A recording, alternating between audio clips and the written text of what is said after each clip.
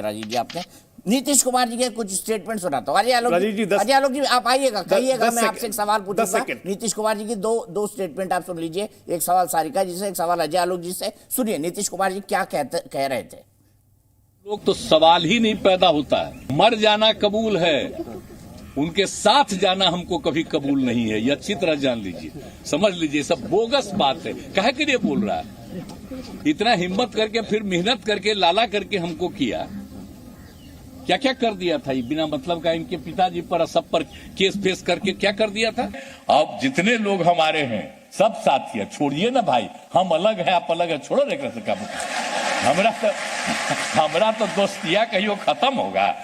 जब तक हम जीवित रहेंगे आप लोगों के साथ भी मेरा संबंध रहेगा, चिंता मत करिए। 9 महीने में ही सुर बदल गए। अब अजय आलोक जी मैं आपसे समझना चाहता हूं, नीतीश कुमार जी, राजीव जी ने आपके लिए टिप्पणी की, उस पर भी आप जवाब दे सकते हैं। नीतीश कुमार जी इतने बार पलटे, फिर आपके साथ आ रहे हैं, फिर ना पलट जाए सर। मालूम पड़ा 2 महीने बाद फिर पलट गए वो। सब क्या करेगी बीजेपी? अजय आलोक जी देखिए, पहले एक मिनट, मैं राजीव जी की बात का बस ये बताना चाहता हूं कि मैंने कोई व्यक्तिगत और तल्ख टिप्पणी नहीं की थी। मैंने कहा था नीतीश जी के राजनीतिक चरित्र से हम लोग सब कोई वाकिफ हैं। उसमें साफ मेरा मतलब था कि 2017 में भी जब गठबंधन टूटा था तो क्यों टूटा था राजीव जी। 19 महीना वो गठबंधन चला, नीतीश जी ने कहा कि मैं असहज था, जिस तरह से चल रहा था 19 महीना बहुत चल गया, तो ये तो 16 ही महीने में गया। आप जानते हैं कि अगर लॉ एंड ऑर्डर और गवर्नेंस ठीक से नहीं चलती है तो नीतीश कुमार असहज होते हैं, तो इसमें गलत क्या है? ये उनका राजनीतिक चरित्र है। पलटना नहीं पलटना, राजनीतिक अवसरवादिता सब कोई करते हैं, ठीक है ना। इसमें कोई एक दूसरे से राजनीति का मतलब ही अवसरवाद है, पहली बात। अब आप दीपक जी जो बोल रहे हैं कि नीतीश कुमार 2 महीने बाद फिर पलट जाएंगे तो क्या होगा, इससे हमें कोई फर्क नहीं पड़ता है। पहली बात, हमारे पास आ तो जाए तब तो हमें असर पड़ेगा। अब तो आ जाएंगे तब देखेंगे। और जब पलट गए नीतीश जी, नहीं 2022 में ही पलट गए तो हमसे क्या असर पड़ा? हम पे क्या असर पड़ा आप बताइए ना। हम तो और मजबूत हो गए। बिहार में 3 उपचुनाव हुए, अकेले हमने महागठबंधन को हराया। आज हम पे कोई फर्क नहीं पड़ रहा है। आज फिर मैं कह रहा हूं, अगर ये गठबंधन टूटता है तो ये सिर्फ इसलिए टूटेगा क्योंकि नीतीश कुमार का बचा खुचा जनाधार भी खत्म हो रहा है। आरजेडी के साथ रह के विश्वसनीयता खत्म हो रही है, गवर्नेंस जीरो हो गई है। राजीव जी अग्री करेंगे, शिक्षा मंत्री की लड़ाई होती है एसीएस शिक्षा से। सोचिए कभी किसी प्रदेश में होता है? एसीएस शिक्षा सचिव जो है वो लड़ जाता है पटना डीएम से कि स्कूल बंद हो कि नहीं हो। ये गवर्नेंस होता है मुख्यमंत्री के नाक के नीचे। नीतीश जी लाचार फील कर रहे हैं, और उनके चरित्र को मैं जानता हूं कि वो लाचार फील करके काम नहीं करना चाहते हैं। ऐसी सरकार में रहने से अच्छा वो सरकार को लात मार देंगे। ये चरित्र है उनका, ये मैं जानता हूं, इसलिए मैं तारीफ ही कर रहा हूं इस मामले में। लाचार बना दिया है सारिका पासवान जी आपकी पार्टी ने नीतीश जी को। और क्या उनके लिए आपके दरवाजे खुले रहेंगे कि अगर वो कहीं बीजेपी से तोड़ ताड़ के वापस आए तो फिर एक बार आपके साथ गठबंधन कर ले? आपके दरवाजे खुले नीतीश कुमार के लिए अभी भी?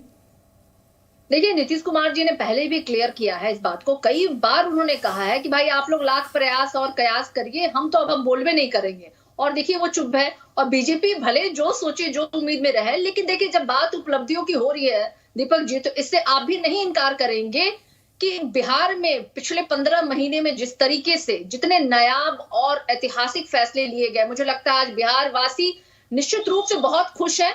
और सब जानते हैं कि ये सरकार कितनी बखूबी विकास के दर पे दुगनी रफ्तार में चल रही है। तो मुझे नहीं लगता है कि कहीं भी इस सरकार पे कोई प्रश्न चिन्ह लगाया जा सकता है। प्रश्न तो वो पिछले बार जब बीजेपी सरकार में थी नीतीश कुमार जी के साथ, तो उन्होंने कोई काम नहीं किया, उस पर कई प्रश्न लगाए जा सकते हैं। लेकिन हमारी सरकार जब से बिहार में है, माननीय मुख्यमंत्री नीतीश कुमार जी के साथ हमारे डिप्टी सीएम लगातार बिहार वासियों के लिए काम कर रहे हैं। तो कहां प्रयास, कहां सूत्र का क्या चीजें लेकर के आ रहे हैं दीपक जी? मुझे लगता है। अरे सारिका जी बताइए, मनोज झा जी ने क्यों बोला कि मुख्यमंत्री संशय दूर करें? क्यों बोला? और संशय दूर करने की बात जैसे ही कही, डिप्टी चीफ मिनिस्टर की पर्ची को उठा के फेंक दिया गया और अशोक चौधरी वहां जाकर बैठ गए। सारिका जी किस दुनिया में रहते हैं आप? प्रवक्ताओं को भी सोचना चाहिए कि व्यवहारिकता एक चीज होती है। पार्टी के लिए लॉयल रहे, व्यवहारिकता भी समझे मैडम। नहीं, व्यवहारिकता के साथ मैं आपको पूछना चाहती हूँ कि दीपक जी, क्या डिप्टी सीएम की पर्ची लगी कुर्सी पे कोई अन्य व्यक्ति बैठ सकता है क्या?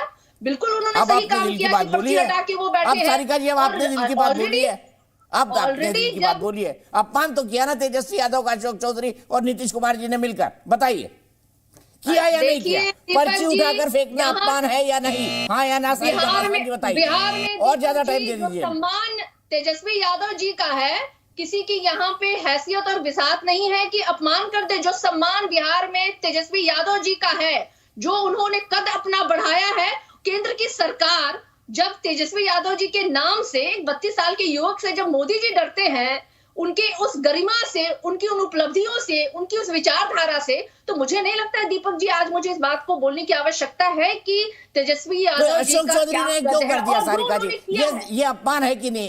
तेजस्वी जी का बताइए, इतने अच्छे इंसान का ये अपमान है कि नहीं? उसने, जिसने प्रधानमंत्री मोदी को अपने दम पर खुली चुनौती दी, नीतीश कुमार जी को ऑलमोस्ट हरा ही दिया, ये अपमान नहीं? तेजस्वी यादव का पर्ची फाड़ के फेंक देना तो क्या है? अपमान है या नहीं है?